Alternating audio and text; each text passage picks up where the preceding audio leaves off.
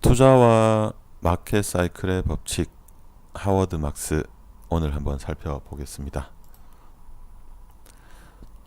왜 사이클인가? 거시적인 미래는 결코 알 수 없다. 하지만 사이클은 있고 그 사이클에는 경향이 있다.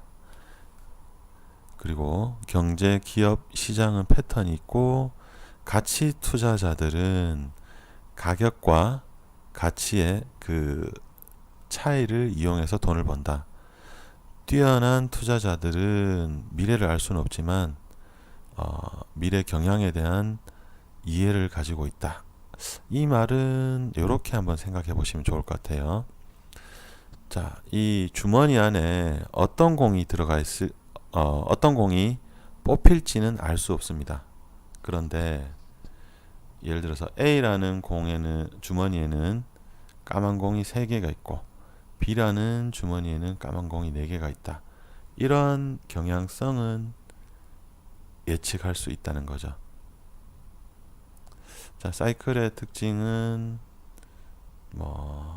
요 말로 설명이 한마디로 표현이 될 것 같습니다. 역사는 그대로 반복되지는 않지만 그 흐름은 반복된다. 자, 경제 사이클을 보시면 장기적인 한 나라의 경제가 성장하기 위해서는 출산율이나 생산성 증가가 기본이다. 지금 우리나라가 출산율 올해 2018년도 통계가 아직 안 나왔지만 1명 이하로 될 것 같다라는 뉴스는 굉장히 안 좋은 뉴스죠. 다만 지금 출산율이 안 좋다고 당장 3년 후, 5년 후 성장률에 영향을 크게 주진 않습니다. 자, 장기 사이클은 거시 환경이나 기업 성장, 대출 심리, 투자의 대중화, 투자 심리 등의 영향을 받고, 단기 사이클은 상대적으로 심리가 중요하다. 웰스 이펙트라는 거는 이런 거죠. 내가 산 집이 2억에 샀는데 5억이 됐다. 그러면 당장 내가 갖고 있는 현금이나 캐시플로우가 나아진 건 아니지만 더 쓰게 됩니다. 반대로 집값이나 주가가 떨어지면 소비도 떨어지게 됩니다. 자, 국가가 사이클에 어떤 영향을 미치느냐? 중앙은행의 주된 기능은 금리 조절해서 물가와 경기 관리하는 것이고, 정부는 세금을 걷고 지출하는 것이다. 요즘은 적자 재정이 기본이죠. 돈을 많이 푸는 그런 역할을 한다고 보시면 될 것 같고, 기업의 사이클은 마찬가지 사인파를 그리긴 하는데 영업 레버리지와 재무 레버리지가 중요하다. 영업 레버리지는 매출 변화가 반드시 그에 상응하는 이익의 변화를 야기하지는 않는다. 버스 회사를 한번 생각해 볼게요. 제가 버스 회사를 차렸어요. 버스 10대를 사고 빚을 엄청나게 지고 운행을 했는데, 처음에는 버스에 10명이 탔어. 적자예요. 이제 평균 한 20명이 타니까 이제 직원들 월급 주고 적자는 안 봅니다. 이자도 내고. 그런데 제가 드는 돈은 더 없는데도 불구하고 손님이 100명이 탄 거예요. 그러면 그 아까 50명 기준에서 나머지 50명은 다 이익이 되는 겁니다. 그런 레버리지를 의미하고, 재무 레버리지는 기업이 운영을 할 때 채무가 얼마나 있느냐가 또 영향을 끼친다. 예를 들어 영업이익이 20억에서 40억이 됐는데 내가 내는 이자가 10억이라면 순이익은 50% 증가가 됩니다. 근데 대출이 많다. 그래서 이자가 20억이다. 그러면 순이익은 증가한 게 없어요. 그리고 만약에 내가 채무가 하나도 없다 하면 순이익이 100% 증가가 된다. 그래서 어떤 회사를 분석하거나 할 때 채무 얼마나 되는가, 그 다음에 이 채무에 대한 이자가 변동금리인가 고정금리인가, 그런 부분도 체크를 하실 필요가 있습니다. 자, 투자 심리는 중도보다는 양극단에 있을 때 시계추처럼 더 많은 시간을 보낸다. 그 다음에 사이클의 지나친 상승 하락은 심리에 영향을 받은 오버슈팅인 경우가 대부분이더라. 유명한 말이죠. 시장은 탐욕과 공포 사이에서 움직인다. 가장 큰 수익은 공포와 탐욕으로 이루어진 사이클의 양극단에서 생긴다.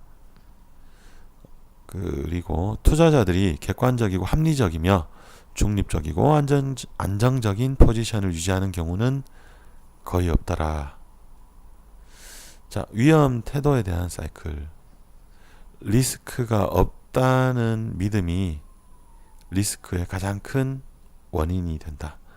투자자가 위험을 편하게 느끼는 현상은 시장 하락의 가장 큰 징조이다. 제가 요 단락을 읽고 이런 그림이 계속 제 머릿속에 떠올랐거든요. 롤러코스터를 타면 여기서 제일 무섭잖아요. 상대적으로 여기서는 좀 덜 무섭고, 물론 속도는 여기서 더 빠릅니다. 자, 그런데 투자에서는 이상해요. 오를 때는 뭐 정확하게는 요 대칭 기준을 기준으로 좌측일 건데, 이때는 위험을 기꺼이 수용합니다. 겁이 없어요. 근데 이때는 더 위험을 회피하는 본능에 반대되는 그런 행동을 합니다. 전부 다 군중 심리죠. 근데 실제로는 본능에 따라서 이제 롤러코스터를 타듯이 이때 더 겁을 많이 먹어야 되고, 이때는 겁이 없어야 되는 게 맞습니다. 그래야 투자해서 돈을 벌 수 있다. 자, 신용 사이클은 한마디로 이렇게 정리됩니다. 최악의 대출은 최고의 시기에 이루어진다. 신용 사이클 과열 경고는 자본시장이 완화되고 붐이 생기고 난 이후에 위기가 오는 사례가 많다. 요것도 한번, 실제로 대부분 이럴 거예요. 장이 막 오르고 신용시장이 과열된 경매는 실제로는 패자인 승자를 만들어낼 가능성이 크다. 뭐 다른 말로 바닥을 향한 경주라고 이분은 표현을 합니다. 자, 부동산 사이클은 조금 특이하다. 사업 구상과 완료 간에 시차가 있고 아주 높은 레버리지를 사용한다. 집 사면 보통은 뭐 무주택자의 경우는 지금은 70%까지 대출이 되죠. 엄청난 레버리지입니다. 그리고 수요 변동에 비해서 공급이 유연하지 않다.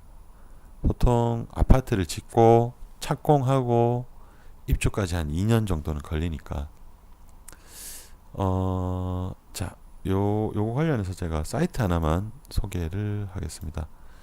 뭐 여러 가지 있겠지만 저는 무료로 사용할 수 있는 한국감정원이라는 사이트 보면 부동산 통계 누르면 뭐 가격은 별 의미 없고, 주택 공급 보면 인허가, 뭐 착공 실적, 요 지역별로 다 가능하거든요. 차트로도 가능하고 엑셀 다운로드도 받을 수 있고, 또 미분양 현황도 볼 수 있습니다. 보시면은 뭐 기간별로 쭉 볼 수 있고, 아무래도 미분양이 많을 때 아파트 가격이 좀 떨어지는 경향이 있습니다.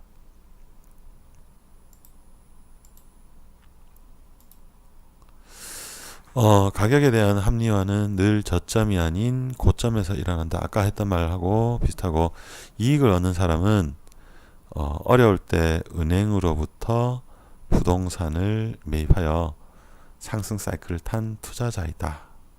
물론 부동산 같은 경우, 내가 무주택자인 경우는 이런 말 크게 상관이 없을 것 같아요. 뭐 다른 유명한 투자자들 책에도 보면 내가 살 집에는 살 집은 사라. 뭐 너무 투자라고 생각하지 마라. 그런 이야기들이 많습니다. 이제 한 채 이후부터는 투자 개념으로 접근을 해야 되겠죠. 자, 마켓 사이클을 정리하면 주식 가격은 일반적으로 실적보다 훨씬 크게 움직인다. 주로 심리, 감정적인 것이 펀더멘털보다 더 큰 영향을 주게 된다. 그래서 출렁출렁한다. 현명한 사람은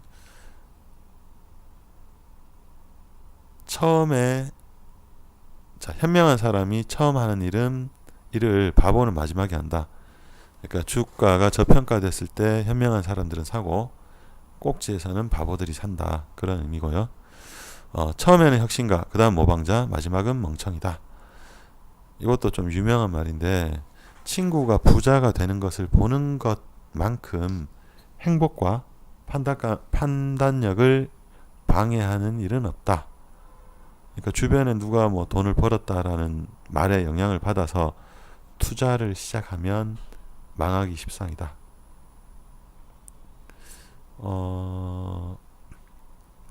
다른 사람들이 벌고 자신은 놓친 돈 때문에 고통받으며 이런 추세가 지속될까봐 두려워하게 된다. 결국에는 그 무리에 합류하게 되고 그러면 고통이 멈추거든요. 그렇게 항복을 하게 된다라는 겁니다. 무슨 말이냐면 자, 내가 요 타이밍을 놓쳤어. 근데 누가 뭐 몇 억을 벌었다 하더라.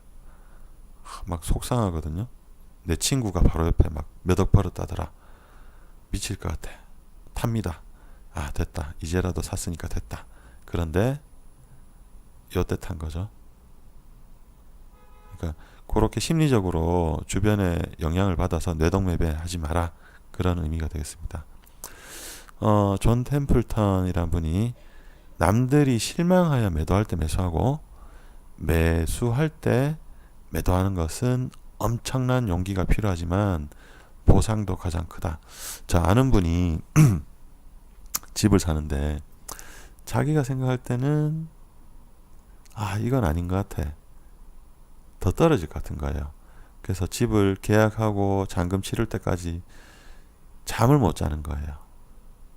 그런데 한 4, 5년 지나고 그 집이 2배 이상 올랐다. 뭐 그런 얘기를 하더라고요.